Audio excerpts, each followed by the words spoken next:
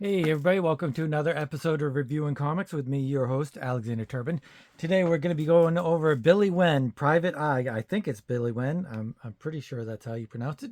But before we get into that, I'd like to show you some of my own work. This is Random Access. It's a full-size, full-color anthology that I produce with a bunch of different artists.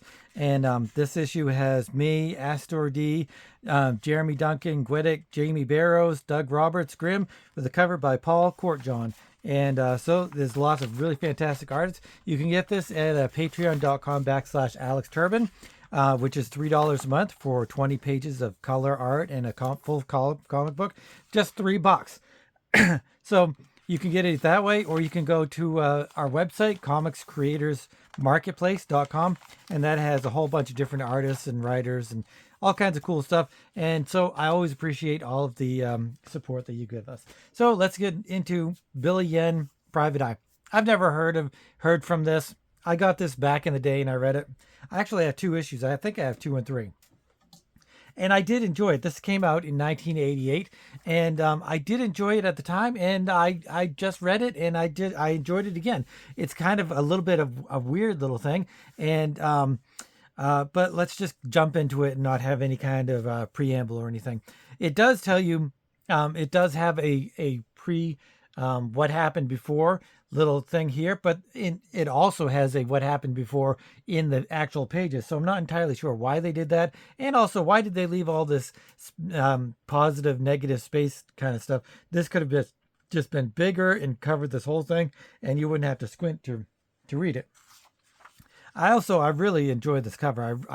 The logo is pretty good, but I really like this cover. It's a close up. Some covers that are close ups is like they're not really that cool or whatever. But this I really enjoy. You realize that you're in his car, and there's a whole lot going on. There's a lot of motion, a lot of movement, and stuff going on. So Billy is in his house, I assume, or his apartment or whatever, and he's sleeping. And there he is sleeping. So the writer is John Hartman, illustrator is Stanley W. Shaw, co-plotter R. Stephen Bird, editor Angelo L. DeFazio, and the logo is by Max Pike. And the story is called Billy Wen, My Breakfast at Andy's. So the artwork is very reminds me a little bit of the Panda Brothers. It's almost like a messy version of the Panda Brothers. Not messy in a bad way, but just kind of a combination of Panda Brothers and Bill Sienkiewicz. So it's got a lot of different energy and frenetics going on, but it's also got that kind of almost anime, almost manga way about it as well. So it's Billy here, and he's sleeping, and somebody's trying to knock his door down to wake him up. He's like, knock, knock, knock, wake up, wake up, wake up. And Billy, I don't know, I guess Billy throws a shoe at his door, and then the guy is like, size 10.5, double E. I am not impressed. Bill, open the damn door, you a-hole. All right, you son of a bitch, we'll see. And then I think he breaks in. Not entirely sure how he breaks in, but he does. And so he kind of wakes him up in a different way. He tells him he's the credit bureau to get his credit score, something dumb like that. So I guess it takes place in the future, but it never really said that it did. So I can kind of assume that it was present day 1988, but they have like talking computers, they have like a telecom system, and so I'm thinking that it's futuristic 1988 because they didn't have answering machines that were computers. I mean, they had answering machines, but they didn't have like the computers that they do here. There's a whole wall of text about something or other going on. They wake up, they want to have breakfast. So he talks about the different breakfast places and the best place to go to get breakfast. Basically, that's what he's talking about. So he goes there. It's some kind of diner. I think it's Andy's Diner. Yeah, it's Andy's Diner. They go there. His boss, I think he's some sort of not bodyguard, bouncer. I think he's some sort of bouncer. He's also a private detective, but I think he's on Fridays. He's supposed to be a bouncer. He has this little dialogue and discussion with the boss, and she goes on to talk about how he's no good and blah blah blah. So they just kind of have this little bantery stuff. Lots of text, walls and walls of text. I mean, look at this stuff. Look at this. This is just her talking, and blah blah blah blah blah. Lots of text. I didn't mind reading it. It's written well, so I didn't really mind reading it. And it's kind of funny. Yeah, I don't know if it's funny, but it goes in that direction. It's got a cute, humorous slant about it, and so he's kind of hitting hitting on her at the same time, and she lunges out to punch him in the face, and he ducks, and the guy that woke him up from his nap or his sleep or whatever gets hit instead, and Billy just kind of dodges her, and so she takes off, and he says something about how she really loves him, and she throws a knife at him, and they have to go to somebody else's diner, a different diner. I guess this is Andy's diner, but wait. I guess we'll have to reread this because I thought it was a diner. After getting up, showering, shaving, wiping the mustard and cornmeal off my gun, I still wasn't ready to face the day. I needed breakfast. In my mind, there's only one place to have it, Andy's Diner on Broadway. Nobody makes better vinegar-flavored coffee than they do. Well, at least nobody gives you more. Only one thing stood in the way of me and a gallon of Java Desiree, my real boss. See, Des, the old guy behind the bar, he runs the place. It's his granddaughter, the gorgeous one, that owns it. I would dearly love to show her my large selection of obscene hand gestures from around the world, but not now. Okay, so he stops at a bar.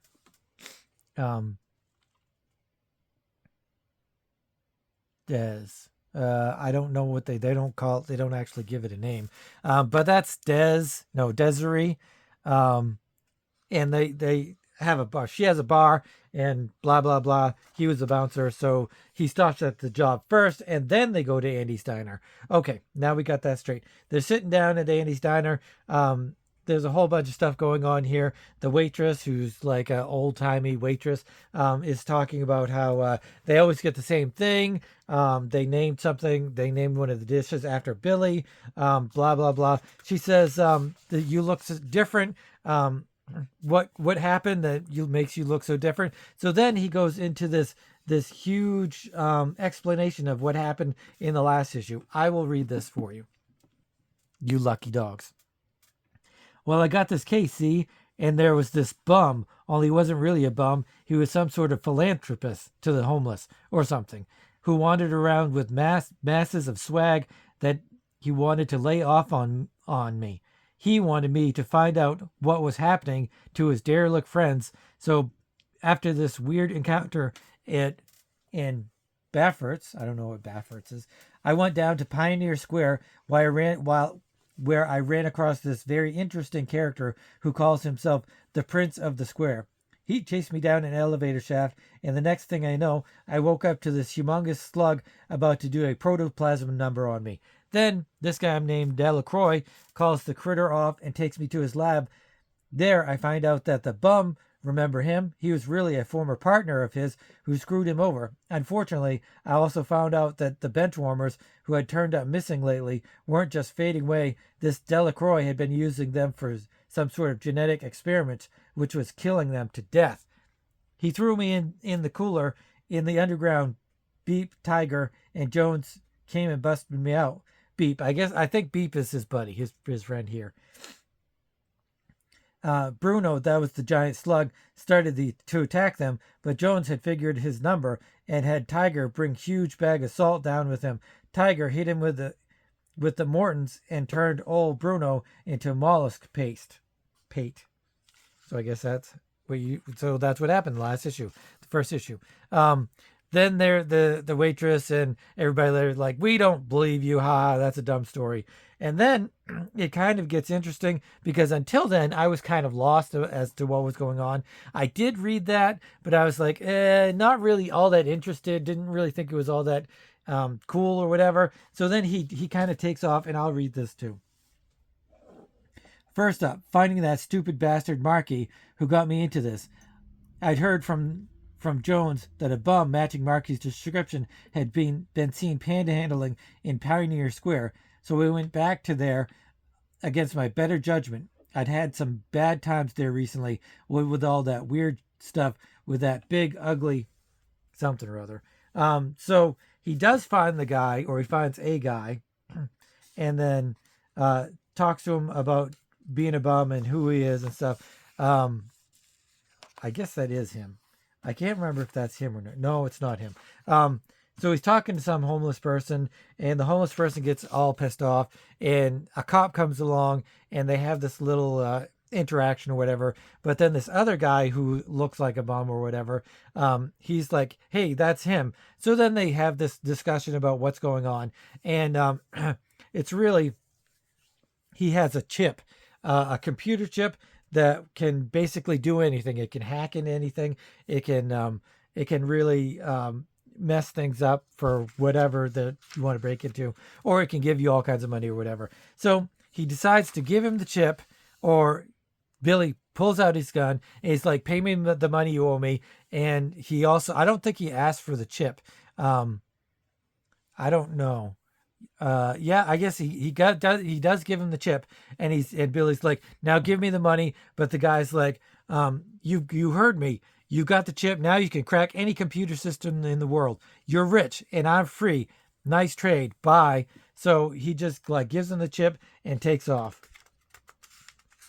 Billy, not knowing what's going on, and this is kind of the interesting part, goes home. He has a message from Telecom, which is like a messaging service. It's like a video. It's like I said, a computer that you have video messaging with. Like everybody can do that nowadays, but in 1988, that really was pretty unheard of, other than like far, science fiction-y kind of stuff. So he ends up putting the chip. He doesn't really think that the chip is as big a deal as it is, and he finally figures out that he's going to try the chip. So he puts it in his telecom machine. I at first thought it was just an answering machine, but this telecom machine is his computer. And I think these dudes had computers, and they were like, this is going to be the new revolutionary thing. And like back in 88, you did have things like Brazil, which is kind of what this reminds me of. Reminds me of Brazil a little bit, with the wonkiness and weird stuff going on. But then it's an AI chip. It turns the computer alive, and they have this like really interesting conversation about, not about life and death, but about what he can do, what he can't do. And he's like remembering things that he happened before, like Billy dropped some coffee, dropped some coffee on him, and he remembered that. So it kind of really, not only did it turn him into AI, it kind of made him alive. So it's really more than AI.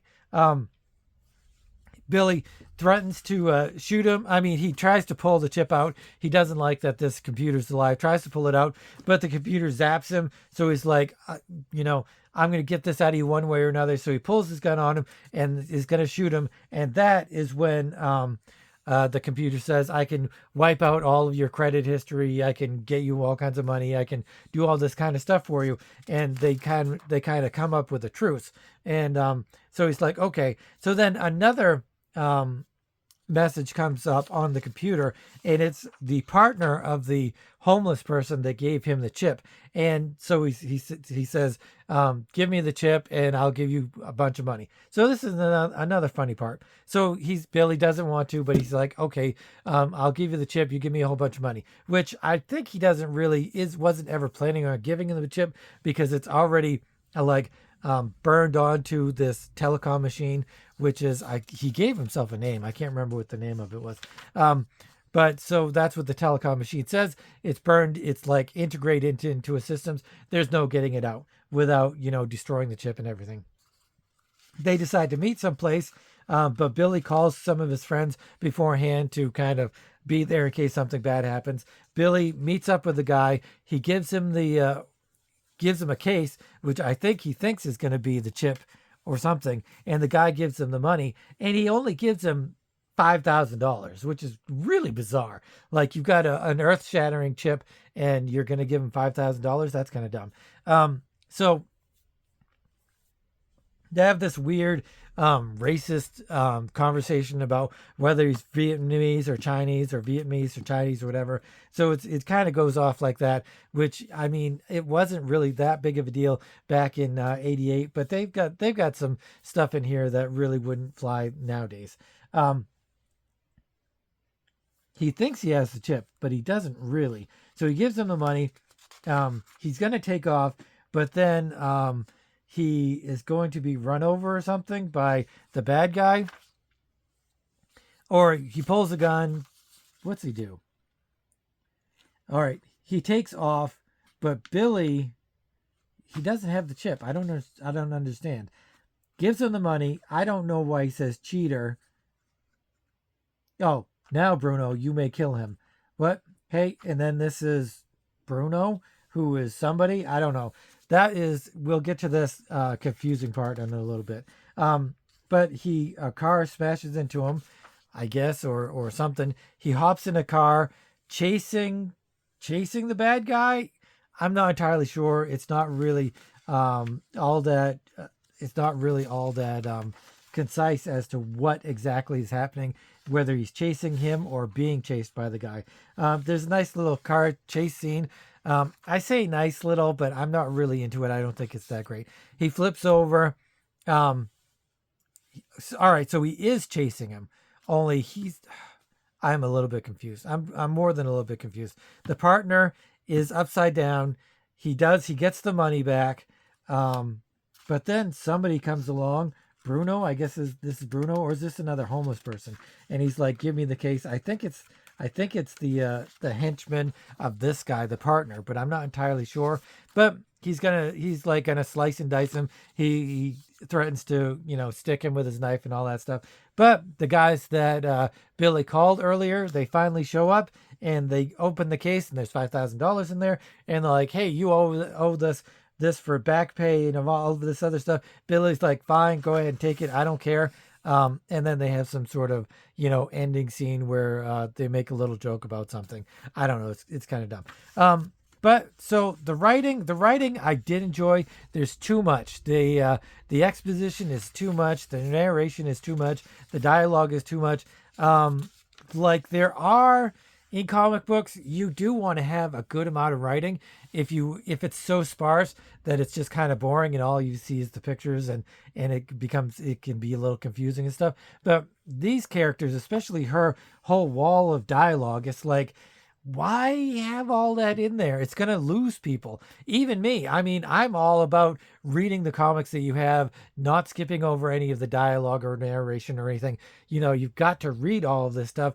You can't just not read it. I guess it's your comic book. Read it, enjoy it. If you don't enjoy it, don't get the next one, but at least give it a try. So I read all this stuff. It's not bad. It's not a bad read. It's kind of enjoyable, but there's just too much. There's just too much of it going on. They could have cut a lot of this stuff. Plus, it interferes with the artwork. It really does. Like this takes up almost half of this whole panel thing, or these two panel. I think it's one panel. No, it's two panels. Cuts into this whole two-panel thing. Like this. This is great. They could have had more of this kind of action stuff without all of the narration and the dialogue going on, and it would have made for a much, much more pleasant read. As long as it's still not confusing, which there's already confusing parts, even though they have all of this narration and dialogue that should have explained exactly what's going on, but they really kind of don't. Like this is all recapping the first issue, but you already had a recap in the beginning of this issue, so why have it in two places? You could have interspersed things going on. You could have had a recap in the beginning with this boring he's sleeping. You could have had a wall of text here. Why have a double page spread of somebody sleeping? That's just kind of doesn't really make a whole lot of sense. But as I said, I did enjoy the writing. I enjoyed the dialogue. All the characters have really good voices. And it's enjoyable. I liked it. I liked it enough to get another issue. I think this is number 2. I'm pretty sure I got number 3. So I did enjoy it, and I enjoyed it again rereading it. Like I said, it's a little bit confusing, but that's okay. I was confused about parts that I didn't really care about. If that makes any kind of sense at all. As for the art, I really did enjoy the art. It's like I said, it's very Pander Brothers slash Sienkiewicz slash um, Campbell slash a lot of different types of stuff going on here, and I did enjoy it. Some things are better than others. I'm not a huge fan of Billy. I love the cover. It's got a lot of emotion, a lot of everything, but he's got these. He's Asian, okay, so he's got these squinted eyes and his huge head and ears. It's just they're trying to make him a little bit too distinct, I think. And some of this other stuff, uh, not really into, but some of it I'm really into. I really enjoyed like these full panels, these full pages, these full panels. Like I said, this here is really nice. I really enjoyed that. So there's a lot of cool stuff that I really enjoy about the art. It's not action packed. It's a dialogue heavy, almost talking heads, almost all talking heads, but it doesn't feel like that from an artistic standpoint. It feels more like it's just really good, solidly drawn comic book that is enjoyable. So I like a lot of the stuff. There's a lot of different angles and perspectives. That's why, even though it is talking heads, it's enjoyable to look at and to read. So I like a lot about it. So there's some things that I think they're probably new to comic books, or it's a second issue. He probably hasn't done a lot of stuff. I'm sure by the 10th issue, I don't know how many were out there. By that many issues, I'm sure that his artwork is really fantastic. So anyway, I really enjoyed it, but it has a lot of problems. I really enjoyed it, but it has a lot of problems. That's what I'm going to have as final review of it. Would I get Billy Yen? I'm pretty sure it's Yen. Just kind of like what's his name from Invincible? I think that's how it's pronounced, Yen. Would I get another? Would I get number 1 and number 4? Because I think I have 3. Yes, I would. If it's in the dollar bin and I know that I don't have it, then I would definitely pick it up. Just because it's, like I said, it's kind of enjoyable. So therefore, starts at a 7. Not going to go higher than a 7. I think 7.5 because I enjoy the art. And even though there is too much writing, too much dialogue, too much everything as far as the writing goes, even though there's too much of it, it is good writing and it is enjoyable. So there you go. Billy Yen, 7.5, which it's a high 7.5, like almost an 8, but it's not quite an 8 for me. So anyway, thanks for watching. If you're new to the channel, this is the kind of stuff I go over. I go over indie comics from the 70s, 80s, 90s, wherever, or Marvel and DC stuff that is, either artistic or reminiscent of the old days or something like that. I'll look at whatever. So if you have any recommendations, please feel free to show me some recommendations. And if I have it, I'll be more than happy to check some stuff out with you guys. But please hit the notification bell and subscribe and all that cool stuff. But more than that, I love your comments. I love talking about comic books. Even if it's a different even if it's from a different perspective or a different viewpoint or anything like that, I still love to talk to you guys about it. I was just talking to a guy about the martial law versus the boys, and he thought the boys was a out and out blatant ripoff, and I don't think it was really an out and out blatant ripoff. I think it was just more of a giant inspiration. But either way, I like both of them, so it's hard for me to say. So, I love comments just like that. So anyway, thanks for watching, and I will see you guys again Wednesday. And as always, keep on creating.